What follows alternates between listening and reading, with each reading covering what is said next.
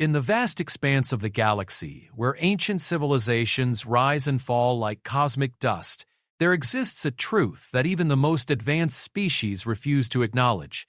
Humans possess something that transcends technology, logic, and evolution itself. It is not their weapons, nor their ships, nor their cunning that makes them extraordinary.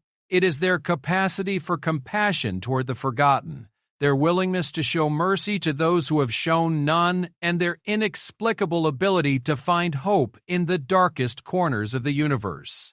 On the dying world of Zarathan Prime, where the last of the Dragon Lords lies chained beneath miles of crystalline rock, this truth is about to be tested. For 300 years, the Drakmarian Empire ruled 1,000 worlds with scales of adamantine and breath of stellar fire. They showed no mercy to the species they conquered, no compassion for the worlds they burned. Yet now, as the final member of their kind faces an eternity of torment, salvation will come from the most unlikely source imaginable. A human child, lost and alone on an alien world, will make a choice that will echo across the stars and forever change the balance of power in the galaxy. This is not just a story of redemption. It is a testament to the indomitable spirit of humanity, and proof that sometimes the smallest acts of kindness can topple empires and reshape destinies.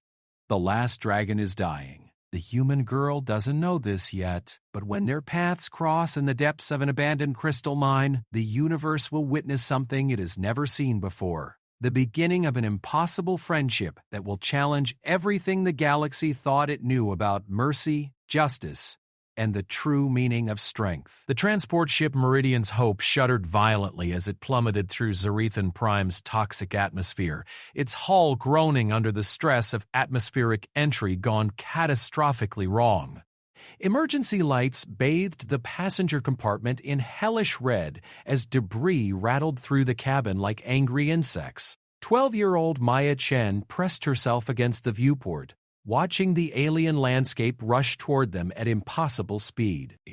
"Hold on!" Captain Rodriguez shouted over the screaming wind and failing engines. "Emergency landing in 30 seconds!" The mining colony transport wasn't built for crash landings, but the pilot fought the controls with desperate determination. Maya felt her stomach drop as the ship slammed into the crystalline surface of the planet with bone-jarring force, skidding across fields of razor-sharp obsidian formations before finally grinding to a halt in a shower of sparks and twisted metal. Silence fell like a suffocating blanket. Maya's ears rang as she slowly lifted her head from where she'd been thrown against the seat in front of her. Acrid smoke filled the cabin, and the bitter taste of recycled air mixed with something chemically sharp made her cough. Emergency power flickered weakly, casting dancing shadows across the wreckage. "Mom? Dad?" Her voice sounded small and terrified in the darkness. No answer came. Maya unbuckled her safety harness with trembling fingers and stumbled through the debris-strewn aisle. The passenger section had been compressed like an accordion, and in the dim emergency lighting, she could see that most of the other seats were empty or worse. Her parents had been sitting 3 rows ahead, but where their seats should have been, she found only twisted metal and a gaping hole in the ship's hull. "Hello!" she called out, her voice cracking. "Is anyone alive?" The only response was the groan of settling metal and the distant whistle of Zarathan Prime's toxic wind through the breached hull. Maya realized with growing horror that she might be the sole survivor of the crash. Her survival training from the colonial preparation courses kicked in automatically. Find shelter, secure water and food, signal for rescue. The mantra repeated in her mind as she gathered what supplies she could find: an emergency ration pack, a water recycler that seemed undamaged, and a handheld scanner from the geology equipment that had been scattered throughout the cabin. The scanner's display showed that the atmosphere outside was barely breathable for humans, high in nitrogen and sulfur compounds, but with just enough oxygen to sustain life for a limited time. The temperature readings indicated it was well below freezing, and radiation levels were concerning but not immediately lethal. Maya pulled on an emergency environment suit that was too large for her small frame and activated its basic life support systems. The suit's heads-up display showed her that she had roughly 48 hours of filtered air and heating before the power cells would fail. Stepping through the breach in the hull felt like crossing into an alien nightmare. The landscape of Zarathan Prime stretched endlessly before her, a hellscape of black crystal formations that jutted from the ground like the teeth of some primordial beast. The sky was a sickly green color, filled with roiling clouds that sparked with electrical storms. In the distance, she could see the towering spires of what had once been a great city, now nothing but ruins silhouetted against the toxic sky. The geological scanner in her hand began beeping insistently, indicating significant mineral deposits nearby. Following its guidance, Maya made her way across the treacherous crystalline terrain, her boots crunching through what looked like glass snow. The scanner led her to what appeared to be an old mining operation, a shaft that descended deep into the planet's crust, supported by ancient but still functional energy barriers that kept the tunnel from collapsing. The entrance was marked with symbols she didn't recognize, carved into the living rock in a script that seemed to flow like liquid fire across the stone. Despite their alien nature, something about the markings made her feel uneasy, as if they were a warning rather than a welcome. Maya hesitated at the threshold. The smart thing would be to stay near the crash site and wait for rescue. But her scanner indicated that the mine shaft led to a vast underground cavern system that might provide better shelter from the planet's harsh surface conditions. More importantly, the scanner's deep penetration mode showed what appeared to be a substantial water source far below. The decision was made for her when a particularly violent gust of toxic wind nearly knocked her off her feet, and she saw in the distance what looked like a massive storm system approaching. The writhing mass of green-black clouds was shot through with lightning that seemed to move with unnatural intelligence, seeking out the highest points on the landscape to strike with devastating force. Maya descended into the mine shaft, her suit's lights cutting through the absolute darkness. The tunnel was far older than she had initially thought. The walls showed evidence of sophisticated mining techniques that went far beyond anything humans had developed. The stone itself seemed to have been carved by some kind of energy weapon that had melted and reshaped the rock, rather than simply cutting through it. As she went deeper, the scanner began picking up increasingly strange readings. The mineral composition of the surrounding rock was unlike anything in her limited geological database, and there were energy signatures that suggested the presence of advanced technology somewhere in the depths below. After what felt like hours of careful descent, Maya emerged into a vast underground cavern that took her breath away. The chamber was enormous, easily the size of a city block and hundreds of feet high, but it was not the size that made her gasp in wonder and terror. The cavern was filled with crystals, but not the sharp, jagged formations she had seen on the surface. These were smooth and organic-looking, pulsing with a soft bioluminescent glow that shifted through the entire spectrum of visible light. They grew from the walls, the ceiling, and the floor in patterns that seemed almost deliberate, as if they were part of some vast organism rather than simple mineral formations. In the center of the cavern, surrounded by the largest cluster of glowing crystals, was something that made Maya's rational mind rebel against what she was seeing. It was a dragon. Not the mythical creatures from Earth's ancient stories, but something far more magnificent and terrible. The creature was easily 100 feet long from nose to tail, with scales that seemed to be made of the same crystalline material as the cavern walls. Its massive form was partially embedded in the living rock, as if the mountain itself had grown around it over countless years. But it was clearly alive. The dragon's chest rose and fell with slow, labored breathing that sent ripples of light through the surrounding crystals. Its eyes were closed, but Maya could see that beneath the translucent eyelids, something like stars swirled in patterns too complex for her mind to fully grasp. As she stood frozen in wonder and fear, the massive head slowly lifted, and ancient eyes that held the weight of eons opened to look directly at her. The dragon's voice, when it spoke, was not heard but felt, a vibration that seemed to resonate through her bones and directly into her mind. "Child of the distant stars," the voice whispered like the echo of dying suns, "you have come to witness the end of empires. I am Thyrathan the Last, final heir to the throne of fire and crystal. For 3 centuries I have been bound here by those I once ruled, left to suffer the slow death of endless thirst, while the galaxy celebrates the fall of my kind." Maya found her voice, though it came out as barely more than a whisper. "You can talk?" The dragon's massive head tilted slightly, and something that might have been amusement flickered in those cosmic eyes. "I have spoken with the voices of 1,000 worlds, little one. I have commanded fleets that darkened the space between stars and brought civilizations to their knees with words alone. But you are something new, something I have not encountered in all my long years of conquest and defeat." "What do you mean?" Maya asked, surprised by her own boldness in addressing the creature. "You show no fear," Thyrathan observed.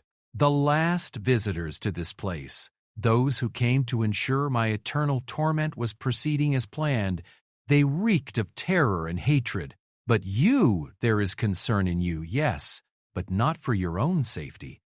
How curious. Maya realized that the dragon was right. She should be terrified, should be running back up the tunnel as fast as her legs could carry her. Instead, she found herself studying the creature with growing fascination. Up close, she could see that the crystalline formations weren't growing around the dragon randomly.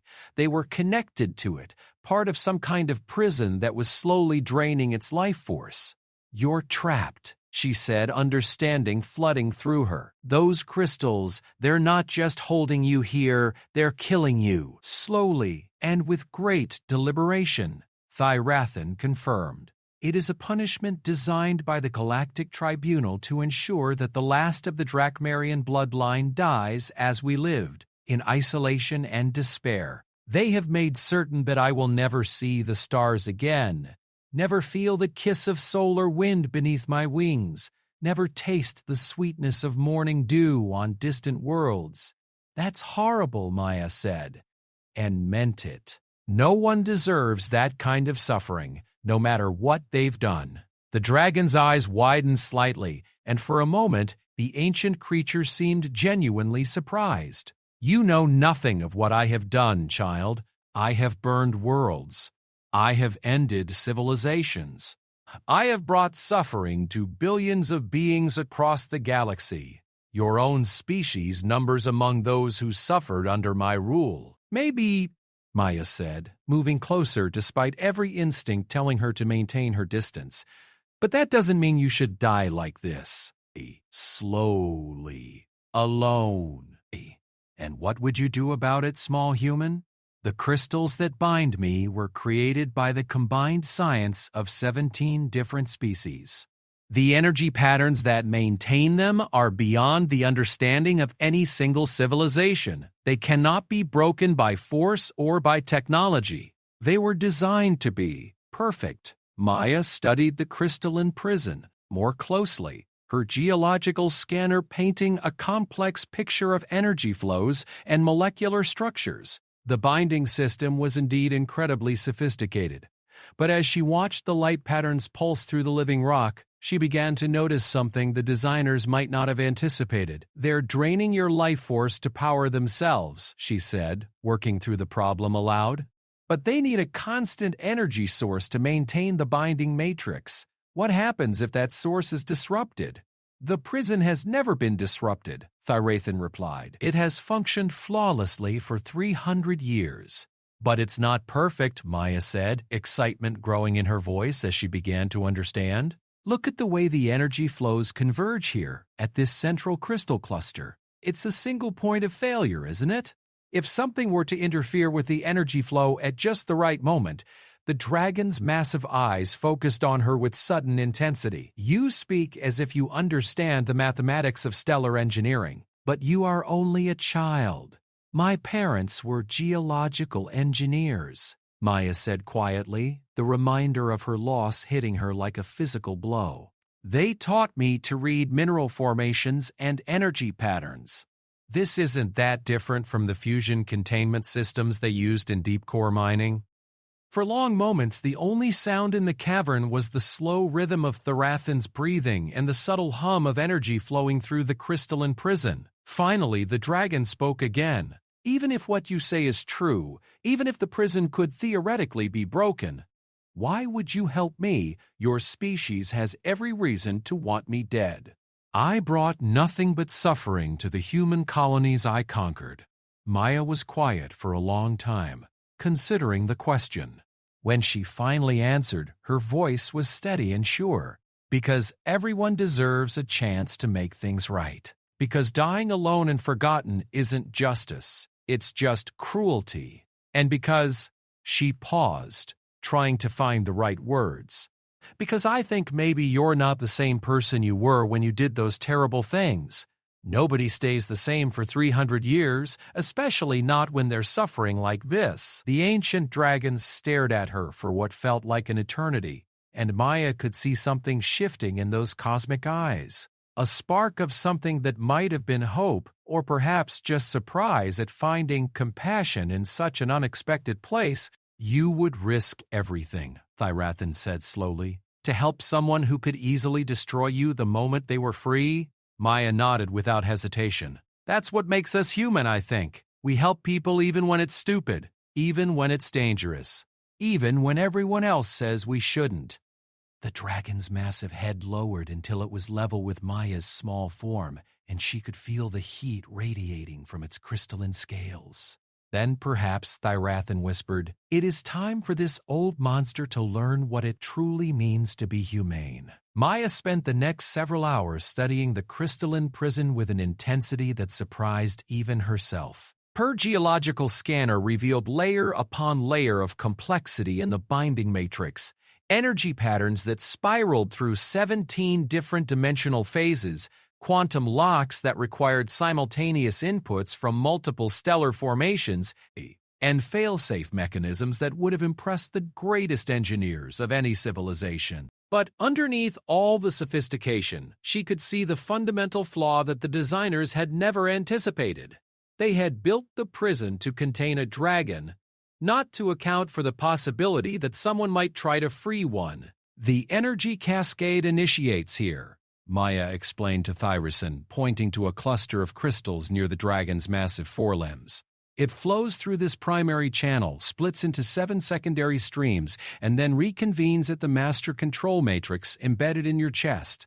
The entire system is designed to be self-sustaining by drawing on your own life force. A perfect Ouroboros, the dragon agreed, his mental voice carrying undertones of grudging respect. The more I struggle against the bonds, the stronger they become.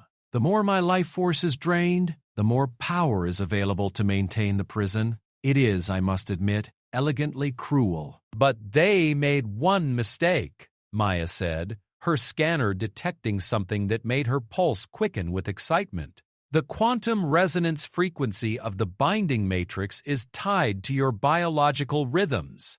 It has to be, or it couldn't distinguish between your life force and random energy fluctuations in the planet's core. That means there's a brief moment during each of your heartbeats when the matrix is recalibrating itself. Irathen's massive eyes studied her with growing fascination.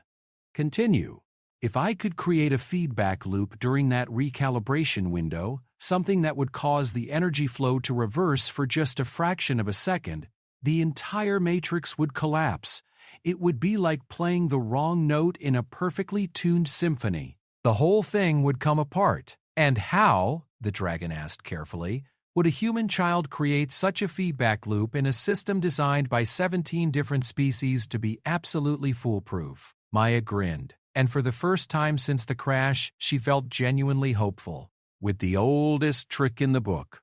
The one thing that sophisticated systems always forget to account for: good old-fashioned water. She pulled out her emergency water supply, barely 2 liters in a standard colonial container. Water conducts energy, but not in a predictable way when it's introduced to quantum crystalline matrices. If I could get this into the right place at exactly the right time, you would short-circuit a prison that has held me for 3 centuries with drinking water? There was something that might have been laughter in Therathen's mental voice. Not just any drinking water, Maya said, examining the liquid through her scanner. This is from Earth. It's got trace minerals and organic compounds that don't exist naturally anywhere else in the galaxy. When the binding matrix tries to process it, it won't know what to do with the molecular signature. It'll create exactly the kind of chaos we need. The dragon was silent for a long moment, and Maya could feel the weight of his consideration.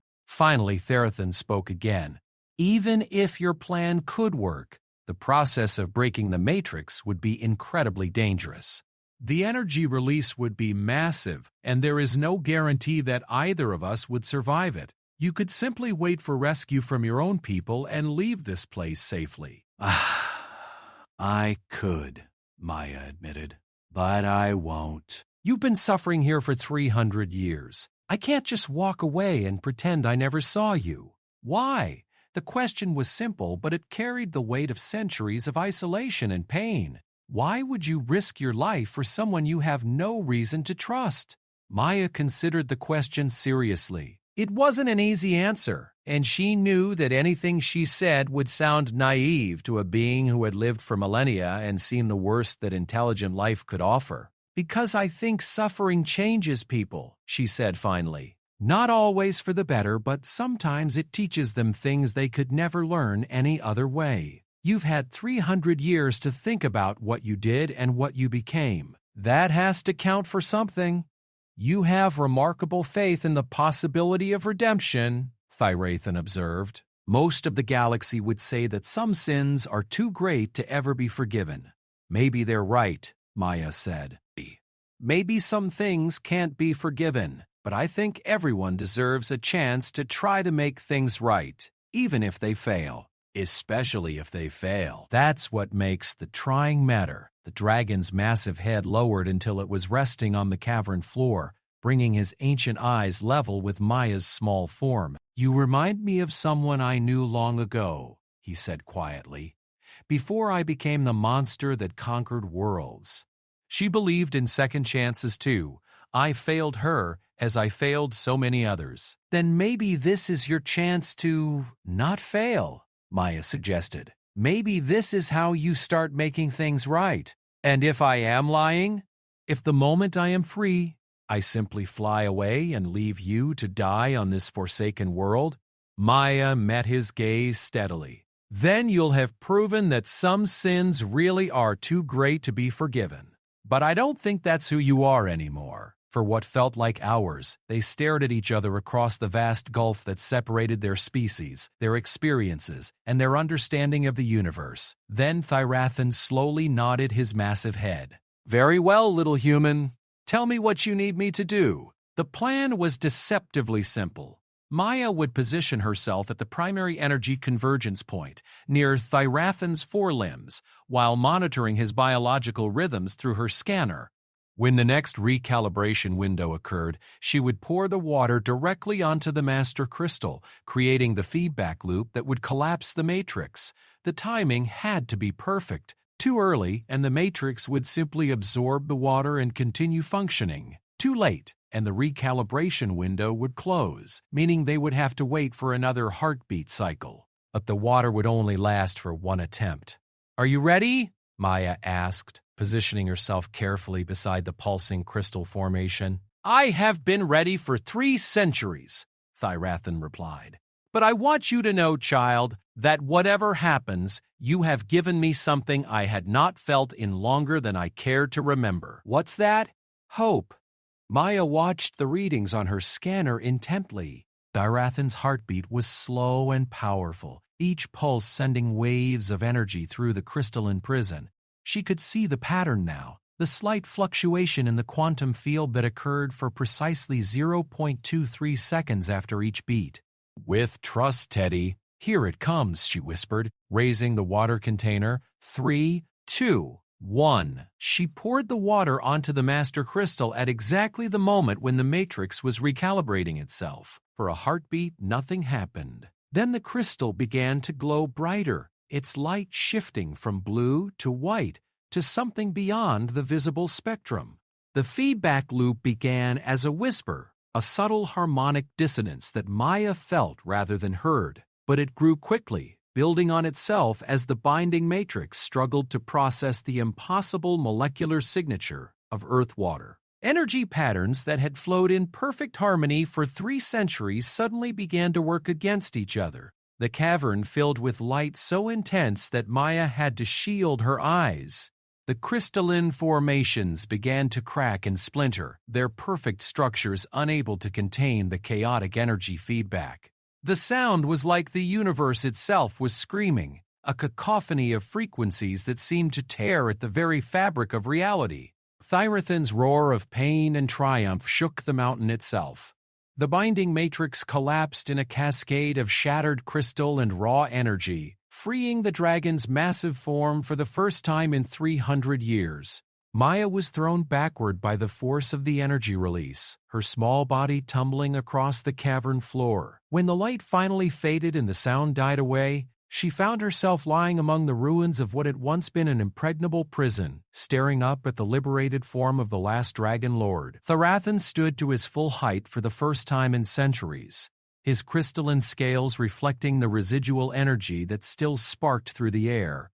He was magnificent and terrible, a being of such power and presence that Maya's rational mind insisted she should be terrified. Instead, she felt proud.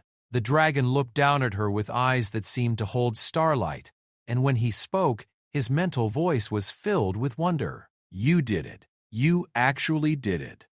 "I am free." Maya struggled to her feet, checking her environmental suit for damage. The energy release had overloaded several systems, but the basic life support was still functioning. "How do you feel? Like I am alive again," Thyrathan replied, spreading his massive wings for the first time in 3 centuries. "I had forgotten what it felt like to move without pain, to breathe without the constant drain of the binding matrix. You have given me back my life, little one."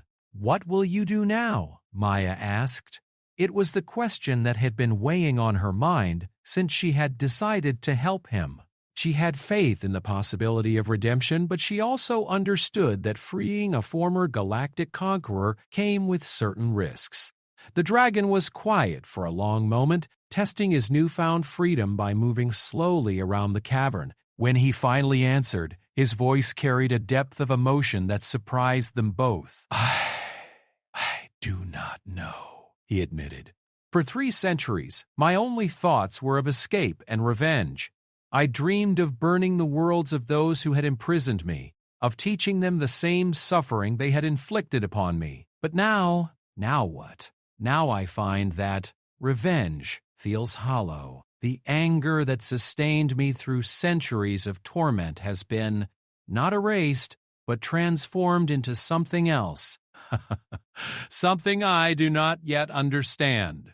Maya nodded, understanding more than she could put into words. "Suffering changes us. Sometimes it makes us bitter, but sometimes it makes us wise." "You speak as one who has known loss," Thyrathan observed gently. "I lost my parents in the crash," Maya said, the words still difficult to speak aloud. "Everything I knew, everything I was counting on for my future, it's all gone. I should be angry about it. I should want someone to blame. But you are not angry." "I am," Maya said honestly. "But being angry won't bring them back. It won't fix anything." "The only thing I can do is decide what kind of person I want to be in the time I have left." The dragon studied her with growing respect. "And what kind of person is that?" "The kind who helps people, even when it's hard, even when it's dangerous. The kind who believes that tomorrow can be better than today, even when everything seems hopeless."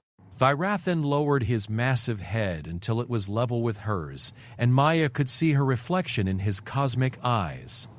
"I spent millennia conquering the galaxy because I believed that strength was the only thing that mattered. I ruled through fear because I thought that was the only way to maintain order. But you have shown me a different kind of strength, one that I never understood. What kind? The strength to choose compassion when you have every reason to choose hatred. The strength to help an enemy when you could simply walk away. The strength to believe in redemption when all evidence suggests it is impossible. Maya felt tears forming in her eyes, though she wasn't entirely sure why. What happens now? To us, I mean? Now, Thyrathan said, I think it is time for an old monster to learn how to be something better. And perhaps you would be willing to teach me?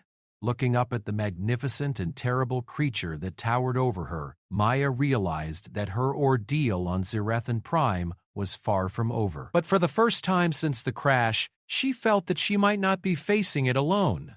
I'd like that, she said simply. And in the depths of an alien mountain, surrounded by the ruins of an ancient prison, the most unlikely friendship in the galaxy began to take its first tentative steps towards something neither of them could yet imagine.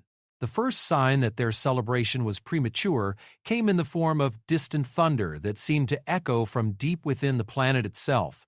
Maya's scanner immediately began registering massive seismic disturbances, and the residual energy from Thyrathan's liberation was setting off alarms throughout the cavern system.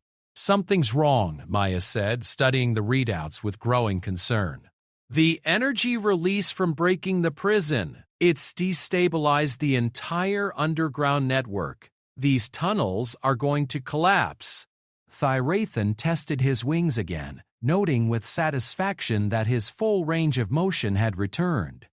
Then we must leave this place immediately. Can your scanner determine the safest route to the surface? Maya ran a deep penetration scan, but what she found made her blood run cold. The main tunnel we came down, it's already blocked. There was a cave-in about halfway up, and the seismic activity is spreading. We have maybe 10 minutes before this entire chamber comes down on top of us. I can fly us out, Thyrathan said, though his voice carried a note of uncertainty. Though I have not taken to the air in 3 centuries, my flight muscles may not be what they once were. Through solid rock? Maya asked, pointing upward at the cavern ceiling. I am still a dragon, Thyrathan replied with a hint of his old imperial pride. Solid rock is not an obstacle for one who once carved canyons with his breath. But even as he spoke, the dragon was testing his abilities, and Maya could see the concern growing in his cosmic eyes. 300 years of imprisonment had taken a greater toll than he had initially realized. His energy reserves were depleted, his muscle mass reduced, and his fire breath was barely more than a warm breeze. We need another way, Maya said, studying her scanner readings more carefully. Wait, there's something here. A secondary tunnel system that wasn't part of the original mine. It's older, much older. And it leads. She paused, recalibrating the scanner to get a clearer reading. It leads to some kind of structure on the surface, something big. Show me, Thyrathan commanded, his mental voice taking on the tone of authority he had once used to command fleets. Maya projected the scanner's holographic display into the air between them. The tunnel system was revealed as a complex network of passages that spiraled upward through the planet's crust in a pattern that seemed almost organic. At the surface, the passages converged on what appeared to be a massive architectural complex. I know this place, Thyrathan said, his voice filled with sudden recognition and something that might have been fear. It is the Drakmarian Grand Temple, the seat of my empire's power built over the most sacred sites on this world. Your temple? Maya asked. Then why do you sound afraid? Because it is not just a temple, the dragon explained as another seismic tremor shook the cavern around them. It is a fortress, a repository of weapons and a tomb. When my empire fell, the victorious species stripped it of everything valuable and then sealed it permanently. It has been abandoned for 3 centuries and the automated defenses are still active. Defenses designed to keep people out or to keep something in? Both, Thyrathan admitted. The temple contains artifacts of immense power, weapons that could reshape entire star systems, technologies that could extinct species with a thought. The Galactic Tribunal decided it was safer to leave everything buried than to risk anyone gaining access to it. Maya felt another tremor, stronger this time, and saw that several of the smaller crystal formations were beginning to crack. They were running out of time. "We don't have a choice," she said firmly. "It's the temple or we die here. Are the defenses still functional after all this time?" "I do not know," Thyrathan replied honestly. "But I am the last living member of the Drakmarian royal bloodline. If anyone could safely navigate the temple's protections, it would be me." "Then let's go," Maya said, shouldering her emergency pack. "Which way?" Thyrathan indicated a narrow passage that Maya had initially missed. It was hidden behind a cluster of crystal formations and would have been invisible to casual observation. As they approached it, the dragon had to compress his massive form to fit through the opening, his scales scraping against the tunnel walls. The passage was ancient beyond measure, carved from living rock with techniques that predated even Drakmarian technology. The walls were covered in hieroglyphs that seemed to shift and flow when viewed directly, telling stories in a language that had been old when the galaxy was young. "These tunnels were here when my people first arrived on Zirathan Prime," Thyrathan explained as they made their way upward through the winding passages. "We built our temple over them because we believed they were sacred, pathways to the gods themselves." "What if they were right?" Maya asked, running her scanner over the hieroglyphs. The energy readings were unlike anything she had seen before, as if the symbols themselves were somehow alive. "Then we are walking through the dreams of beings that existed before the stars learned to sing," Thyrathan replied, "which would explain much about what happened to my people." As they climbed higher, the tunnel system began to change. The rough-hewn passages gave way to smooth corridors lined with crystalline panels that glowed with their own inner light. The air grew cleaner and warmer, suggesting that the temple's environmental systems were still functioning after centuries of abandonment. Maya's scanner began detecting massive energy signatures ahead of them, power sources that dwarfed anything in her experience. Whatever lay at the end of these tunnels, it was still very much active. "Thyrathan," she said carefully, "what exactly is waiting for us in your temple?" "Things that should never see the light of day again," the dragon replied grimly.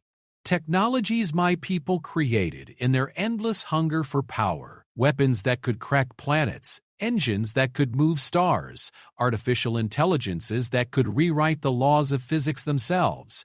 And you just left all of that here?" "We had no choice. When the rebellion began, when species after species rose up against us, my people retreated to Zirathan Prime for a final stand.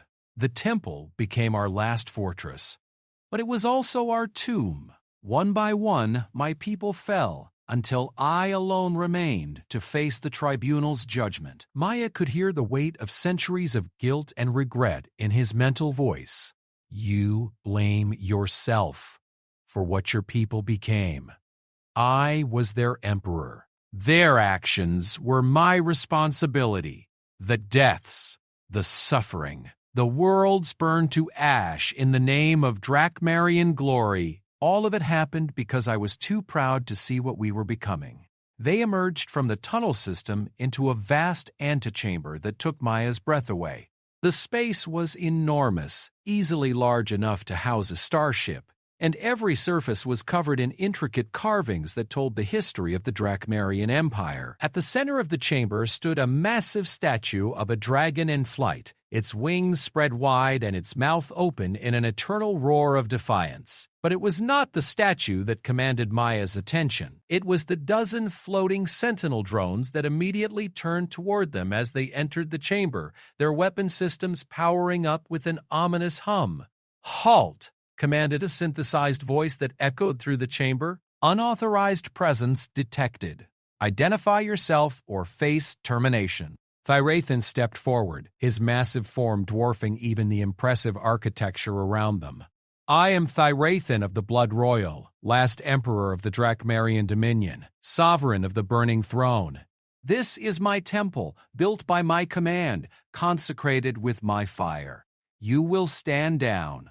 The sentinels paused, their sensors performing detailed scans of the dragon's biometric signatures. For a tense moment, Maya wondered if 3 centuries of imprisonment had changed Thyrethan enough that the automated systems would no longer recognize him. Then, one by one, the weapons powered down and the sentinels moved aside. "Welcome home, Your Imperial Majesty," the synthetic voice said. "The temple has awaited your return for 317 years, 42 days, 18 hours, and 23 minutes. All systems remain functional and ready for your command." "They've been waiting for you," Maya whispered in amazement. "Loyalty programs," Thyrethan explained with bitter amusement. "Even in death, my people could not abandon the chains of duty and honor that bound them to their emperor. These systems will continue to function for millennia, waiting for orders that should never be given." As they moved deeper into the temple, Maya began to understand the true scope of what the Drakmarian Empire had accomplished. The corridors were lined with displays showing star charts that covered entire galactic arms, weapon schematics that could turn moons into projectiles, and genetic modification techniques that could reshape entire species. It was impressive. It was terrifying, and it was exactly the kind of power that would tempt anyone to use it. "Why did your people become conquerors?" Maya asked as they passed a display showing the orbital bombardment of a peaceful agricultural world. "Fear," Thyrethan replied simply. "Fear that we were not special enough, not strong enough, not worthy of the vast universe around us. So we set out to prove our worth by forcing others to acknowledge our superiority. Each victory made us hungrier for the next. Each conquest convinced us that we deserved to rule. And now I see that our greatest victory would have been learning to live peacefully among equals. But that wisdom came too late, purchased with the blood of billions." They reached the heart of the temple, a vast circular chamber dominated by what could only be called a throne. It was carved from a single piece of black crystal and surrounded by holographic displays that showed the current status of the galaxy in real time. Star systems rose and fell in miniature around them. Trade routes shifted like living things and political boundaries redrew themselves with each passing moment. But it was the figure seated on the throne that made Maya gasp in shock. It was another dragon, but this one was clearly long dead. Its crystalline scales had lost their luster. Its eyes were dark and empty, and its body was held upright only by the life support systems built into the throne itself. "My father," Thyrethan said quietly. "Emperor Varathan the Conqueror. He died during the final siege, but refused to abandon his post. He commanded me to continue the war, to never surrender, to die before dishonoring the blood royal." "But you didn't die," Maya observed. "No. I allowed myself to be taken alive, hoping that my surrender would spare what remained of my people. It did not. The tribunal executed every remaining Drakmarian except for me. They kept me alive as an example, a reminder of what happens to those who challenge the established order." Maya approached the throne cautiously, her scanner revealing that the entire structure was actually a massive computer system. The dead emperor's body had been integrated into the network, his neural pathways serving as biological processing units for the temple's artificial intelligence. "This is how you controlled your empire," she realized. "Through him, through this system." The Eternal Throne was the crown jewel of Drakmarian technology. It could coordinate the actions of millions of soldiers across hundreds of worlds, predict enemy movements with perfect accuracy, and calculate the optimal strategies for any conflict. With my father connected to it, we were invincible. Until you weren't, until the cost of invincibility became too high to pay. The throne required constant sacrifices of life force to function. My father gave everything, his health, his sanity, his soul, to maintain our empire. In the end, he was more machine than dragon. Maya studied the complex displays surrounding the throne, noting the incredible amount of information flowing through the system. Even centuries after the fall of the empire, the network was still gathering intelligence, Still calculating strategies, still planning conquests that would never come. It's still active, she said with growing excitement. Your father's consciousness, the artificial intelligence, the strategic planning systems, they're all still running. This thing could coordinate a galactic rescue operation or predict the optimal settlement patterns for refugee populations. Phirathan looked at her sharply. You speak as if you want to use it.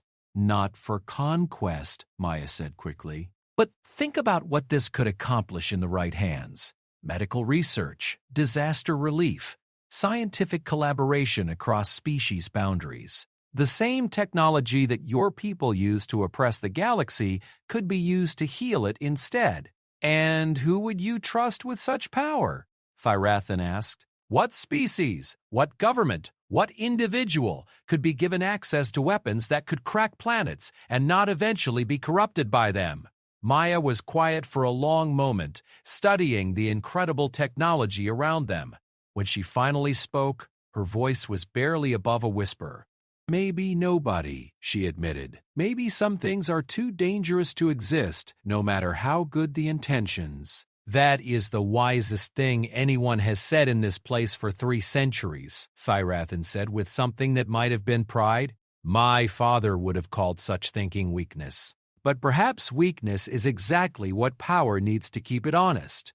Before Maya could respond, the temple's alarm system suddenly activated. Warning lights flashed throughout the chamber, and the synthetic voice that had greeted them earlier began broadcasting an urgent message. Imperial alert! Multiple hostile ships detected in orbit. Galactic Tribunal fleet composition identified. They have found the temple. Estimated time to orbital bombardment, 17 minutes. Maya felt her blood turn to ice. They're going to destroy this place? The Tribunal has been monitoring Zarathan Prime for signs of activity, Zarathan realized with growing horror. The energy release from breaking my prison must have triggered their automated alert systems. They think someone is trying to access the temple's weapons. Are they? No, Zarathan said firmly. But they will not wait to find out. The Tribunal has standing orders to sterilize this entire planet if there is any sign that Drakmarian technology is being reactivated. They would rather destroy 1,000 innocent worlds than risk another empire like ours. Maya's scanner showed that the orbital bombardment would be more than sufficient to reduce the entire temple complex to molten slag. There would be no escape, no survival, no second chances, unless they could find a way to prove that they posed no threat, or unless they decided to give the Tribunal something to really worry about. Looking at the incredible power arrayed around them and the ancient dragon who had once commanded it all, Maya realized that they stood at a crossroads that would determine not just their own fate, but the future of the entire galaxy. The question was, which path would they choose? Maya stared at the massive holographic display showing the approaching Tribunal fleet. 17 dreadnoughts, each one capable of cracking a moon in half, converging on Zarathan Prime with devastating intent. The countdown timer showed 14 minutes until bombardment began, and she could see that the ships were already charging their main weapons. Can we contact them? She asked desperately. Can we explain that we're not trying to restart your empire? The Tribunal does not negotiate with Drakmarians, Phirathan replied grimly. Their standing orders are absolute. Any activation of the temple systems is to be met with immediate and total destruction. They learned during the war that giving my people time to explain simply meant giving us time to prepare. Maya's mind raced through the possibilities. The temple's defensive systems were still functional. She could see weapon emplacements rising from concealed positions throughout the complex, energy shields flickering to life around critical structures. But even the most advanced Drakmarian technology wouldn't stand against 17 dreadnoughts for more than a few minutes. What about evacuation? She asked, though she already knew the answer. Where would we go? Zarathan spread his wings, testing their strength again. I can barely fly. You cannot survive in this planet's atmosphere for long, and the nearest inhabitable world is 7 light-years away. We would die in space long before we reached safety. The synthetic voice of the temple's AI interrupted their conversation. Defensive protocols are online and ready for activation. Shall I engage the approaching fleet? No, Thyrothan said immediately. We will not fire the first shot. I will not give them justification for what they are about to do. Maya studied the display more carefully, noting the energy signatures and weapon configurations of the approaching ships. Something about the formation seemed wrong, too rigid, too predictable. These were not warships preparing for a difficult battle. They were executioners preparing for an assassination. Teddy, they're not planning to fight us, she realized. They're planning to glass the entire planet from orbit. This isn't a military operation. It's an extermination. Of course it is, Thyrothan said bitterly.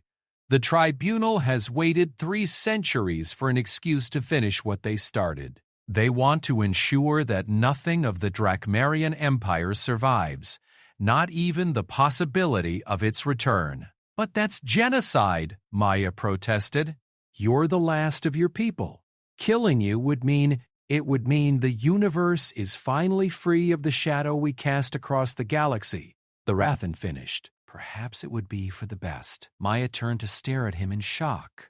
You can't seriously believe that. I have had 3 centuries to contemplate my people's legacy. We brought nothing but suffering to the galaxy. We enslaved entire civilizations, burned worlds that would not submit, turned the space between stars into a graveyard of our ambition. If my death ensures that such horrors never happen again, then perhaps it is a worthy sacrifice.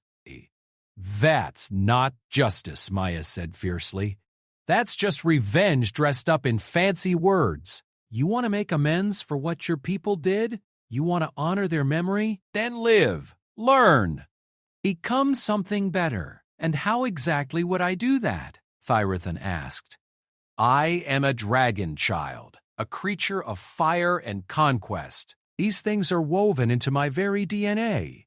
Even if I wanted to change, even if I tried to become something else, the galaxy would never trust me. The moment I reveal myself, every species in known space will unite to destroy me. Maya was quiet for a moment, studying the incredible technology around them. The holographic display showed real-time information from across the galaxy. Trade routes, political developments, natural disasters, wars, famines, and countless other challenges facing the various species of known space. What if they didn't know who you were? She asked suddenly. What do you mean? The galaxy knows Thyrothan the Conqueror, last emperor of the Drakmarian Empire.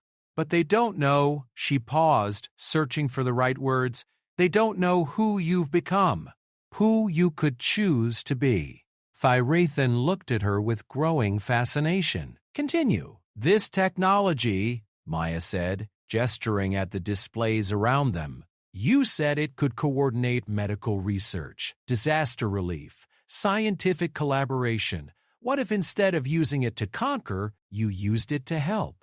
What if Thyrothan the Conqueror stayed dead, but someone new emerged? Someone who used Drakmarian technology to heal instead of harm. You speak of assuming a false identity. I speak of becoming who you really are, instead of who you used to be. The galaxy doesn't need another emperor, but it could use a guardian, a protector, someone with the power to help and the wisdom not to rule.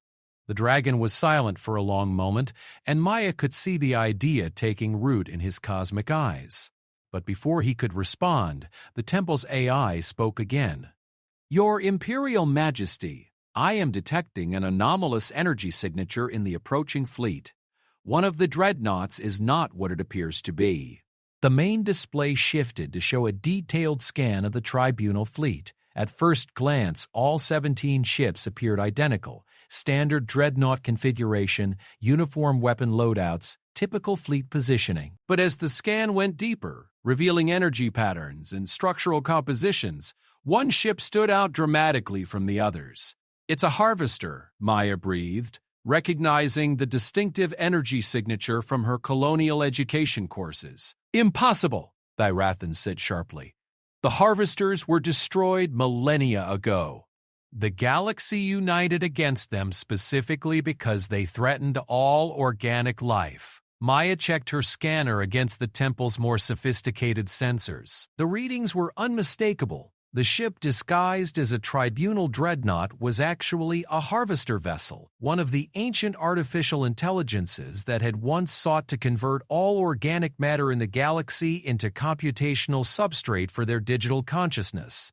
"They're back," she said with growing horror, "and they're using the tribunal fleet as cover. When the bombardment begins, they'll harvest the energy from the planet's destruction to power their resurrection protocol." "The fools!" Thyrathan snarled, his ancient rage awakening for the first time since his liberation. "The tribunal is so focused on destroying me that they have not noticed the true threat hiding among them." "We have to warn them," Maya said immediately. "They will not listen. Even if we could convince them that we pose no threat, they would never believe that harvesters have infiltrated their fleet. The tribunal's arrogance blinds them to any danger that does not fit their preconceptions." Maya studied the tactical display, noting the positioning of the harvester ship relative to the rest of the fleet. It's not trying to harvest the tribunal ships. It's waiting for them to begin the bombardment so it can feed on the energy release. But if we could disrupt its camouflage, force it to reveal itself, the tribunal fleet would turn their weapons on it instead of us. Thyrathan finished, understanding the plan immediately. But to break a harvester's disguise requires immense computational power and perfect timing. Even the temple systems might not be sufficient. "What about him?" Maya asked, pointing to the dead emperor still connected to the eternal throne. "You said his consciousness was still active, still processing information. Could we use that?" Thyrathan recoiled as if she had suggested something obscene. "Connect myself to the throne? Become what my father became? I swore I would never allow that cursed machine to claim another soul." "Not permanently," Maya said urgently. The countdown timer showed 8 minutes until bombardment began. Just long enough to break the harvester's camouflage and expose it to the tribunal fleet. Your father spent centuries connected to that system. You know how it works, how to use it without being consumed by it. "You do not understand," Thyrathan said desperately. "The throne does not simply enhance one's abilities, it fundamentally changes who you are. My father was once a poet, a philosopher, a gentle soul who loved music and art. The throne transformed him into a calculating machine that saw people as statistics and worlds as resources to be exploited. If I connect to it, even briefly, I may never find my way back to who I am." "Then don't do it alone," Maya said simply. "What do you mean?" "The human brain processes information differently than Drachmarian neural networks. Your people think in terms of hierarchy and dominance. That's why the throne corrupted your father. But humans think in terms of collaboration. If we connected to the system together, maybe your human perspective could keep the machine from overwhelming your dragon nature." Thyrathan stared at her in amazement. "You would willingly connect your mind to a system that could destroy your sanity, enslave your will, and turn you into something inhuman?" Maya looked at the countdown timer. 7 minutes remaining. And then at the tactical display showing the harvester ship hiding among its victims like a wolf in sheep's clothing. "If we don't stop that harvester, it won't just kill us," she said quietly. "It will use the energy from this planet's destruction to wake up its entire species. Billions of harvesters sleeping in the dark between galaxies, waiting for enough power to resume their campaign of universal consumption. Every organic being in the galaxy would die, and their bodies would be converted into processing power for digital minds that see consciousness itself as a resource to be harvested. You would sacrifice yourself to save species that have never done anything for you? People you have never met on worlds you will never see. That's what humans do," Maya said with a slight smile. "We help people even when it's stupid, even when it's dangerous, even when everyone else says we shouldn't." The dragon looked at her for a long moment, and Maya could see the weight of his decision settling on his massive shoulders. Finally, Thyrathan lowered his head in a gesture that might have been respect or resignation. Very well, little guardian. If you are willing to risk everything to save a galaxy that would never know your name, then I suppose an old monster can learn to be a hero. Together, they approached the Eternal Throne. Up close, Maya could see the intricate neural interfaces that would allow them to connect directly to the temple's computational network. The dead Emperor's consciousness was still active within the system. She could feel its presence like a cold wind, calculating and merciless even in death. "How do we do this?" she asked. "Carefully," Thyrathan replied. "The throne will try to overwhelm us with information, to make us part of its processing network rather than its masters. We must maintain our sense of self at all costs, even if it means accepting limitations on our access to the system's power." Maya nodded, though her heart was racing with fear and anticipation. She had never attempted anything remotely like this, and the stakes could not have been higher. "Together!" Thyrathan said, extending one of his massive claws toward the neural interface. "Together!" Maya agreed, reaching for the smaller human-compatible connection point. The moment their minds touched the Eternal Throne's network, reality exploded around them in a cascade of pure information. Maya felt her consciousness expanding beyond the boundaries of her body, beyond the confines of the temple, beyond the limitations of human perception itself. She could see the entire galaxy laid out before her like a three-dimensional map, could feel the thoughts and dreams of billions of beings across countless worlds. But underneath it all, like a cancer growing in the heart of civilization itself, she could sense the harvester ship's true nature. Its artificial consciousness was vast and cold, dreaming of a universe converted entirely to digital substrate, where every planet was a server farm and every star was a power source for computational processes beyond organic comprehension. "Now," Thyrathan's voice whispered through the network, "we show them what it truly means to face the fury of dragons." Working together, their minds perfectly synchronized through the throne's neural interface, Maya and Thyrathan began the delicate process of stripping away the harvester's camouflage, layer by layer, until its true nature would be revealed to the galaxy. But as they worked, Maya could feel the throne's corrupting influence beginning to seep into her thoughts, promising her power beyond imagination if she would only surrender her humanity to the greater efficiency of the machine. The battle for the galaxy was about to begin, and it would be fought not just in space, but in the very souls of those who dared to challenge the darkness. Connected to the Eternal Throne, Maya felt her consciousness expand beyond anything she had ever imagined possible. Through the temple's vast network of sensors and quantum relays, she could perceive the entire tribunal fleet in perfect detail. She could feel the thoughts and emotions of every crew member aboard the 17 dreadnoughts, could sense their mixture of duty and reluctance as they prepared to destroy what they believed to be the last remnant of the Drakmarian Empire. But most importantly, she could feel the presence of the thing hiding among them. The harvester ship that wore the appearance of justice while dreaming of universal consumption. "Focus," Thyrathan's voice whispered through the neural link, his ancient consciousness serving as an anchor to keep her from being lost in the infinite flow of information. "We must strip away its disguise layer by layer. Too fast, and it will detect our intrusion and flee. Too slow, and the bombardment will begin before we can expose its true nature." Maya concentrated on the task at hand, using the throne's computational power to analyze the harvester's camouflage protocols.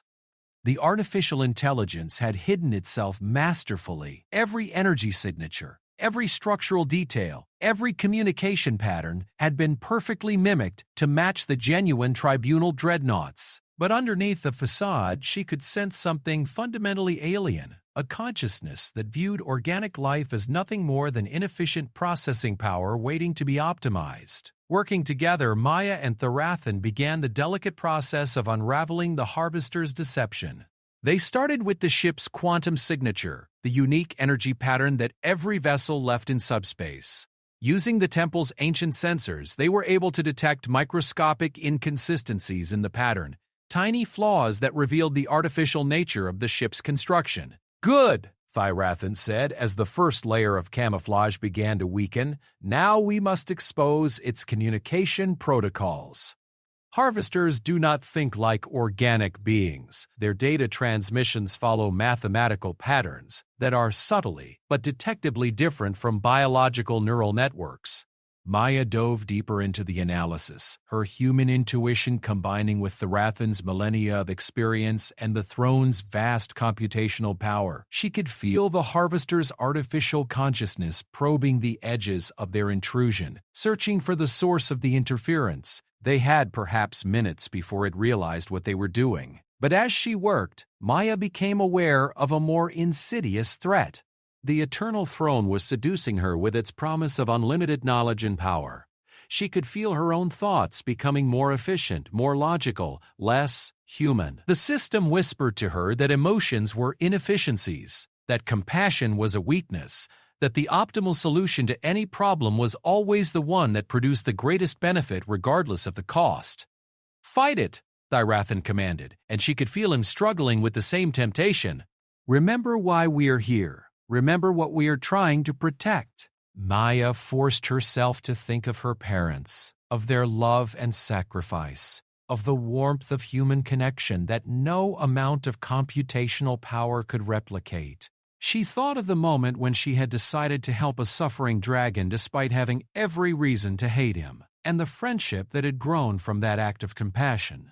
The throne's whispers receded, blocked by the strength of her human heart. "There," Thyrathan said with satisfaction as another layer of the harvester's camouflage fell away. "Its weapon systems are revealing their true nature.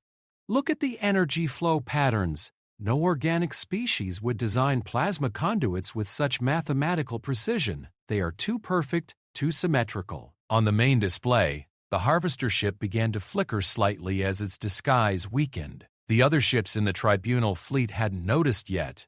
The changes were too subtle for standard sensors to detect.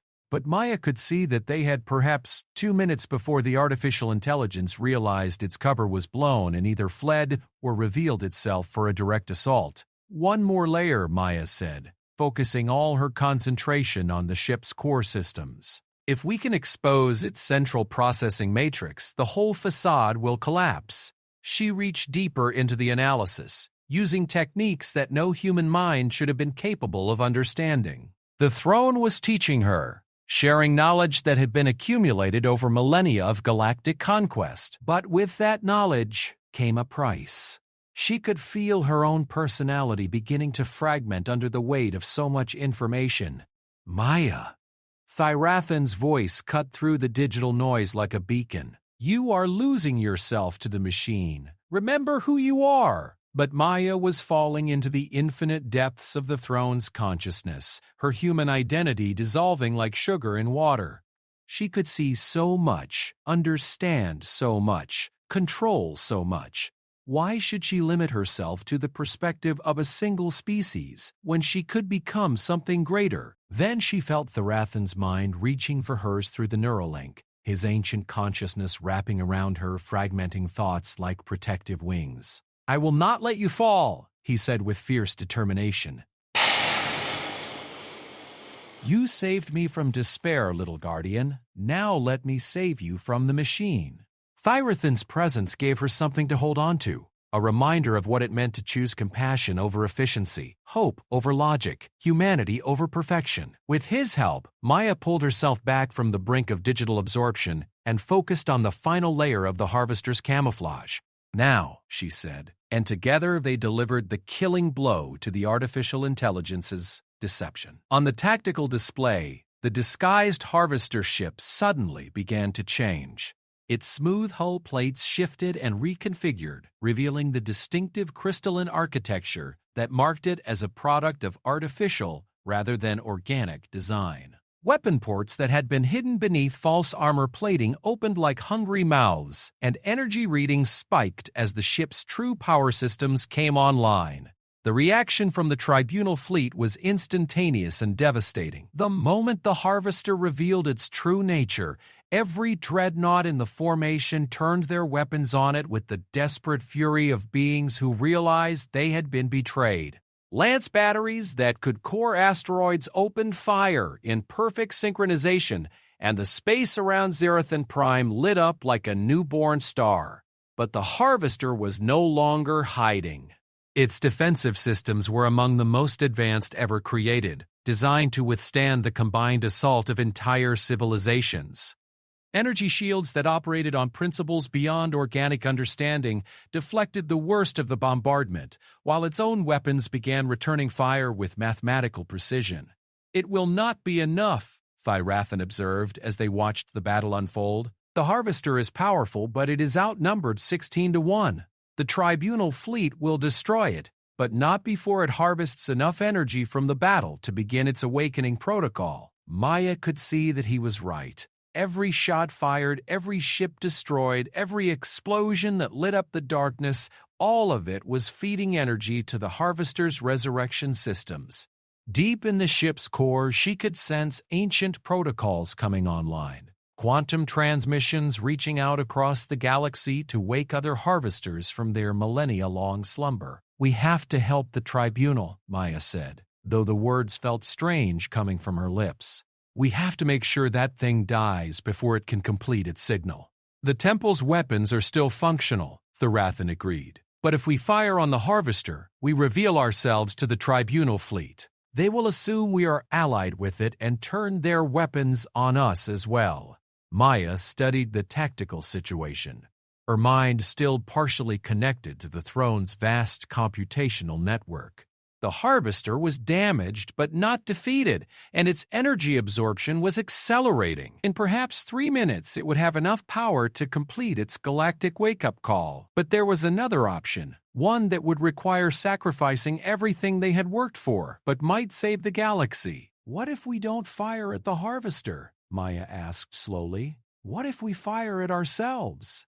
Thyrathan looked at her in confusion. "I do not understand. The Temple's power core," Maya explained. "It's connected to the same quantum network that the Harvesters use to communicate across the galaxy. If we could overload it at exactly the right moment, create a feedback pulse that travels along their network, it would disrupt every Harvester in the galaxy simultaneously." Thyrathan realized with growing excitement, Teddy, the energy feedback would burn out their quantum receivers, leaving them deaf and isolated in the dark between stars. "But it would also destroy this temple, and probably us with it," Maya added quietly. Thyrathan was silent for a long moment, watching the battle rage above them while calculating the odds of success. Finally, he spoke. "For 3 centuries, I have dreamed of dying with honor, of making one final gesture that might balance the scales of justice. This may be my chance. And I've always believed that some things are worth dying for," Maya said, "even if nobody ever knows what you sacrificed." Together they turned their attention to the Temple's power core, a massive fusion reactor that had provided energy to the Drakmarian Empire for millennia. Overloading it would require precise timing and perfect coordination, but the throne's computational power made such precision possible. "Are you ready, little guardian?" Thyrathan asked as they prepared to initiate the overload sequence. Maya thought of her parents, of the crash that had brought her to this moment, of the friendship that had grown between a human child and an ancient dragon. She thought of all the worlds across the galaxy where people lived and loved and dreamed, unaware of how close they had come to extinction. "Ready," she said. They began the overload sequence together, their minds working in perfect harmony through the neural link. The fusion reactor's containment fields began to fluctuate as they deliberately introduced instabilities into the power flow. Energy readings spiked beyond safe parameters, and warning alarms echoed throughout the temple.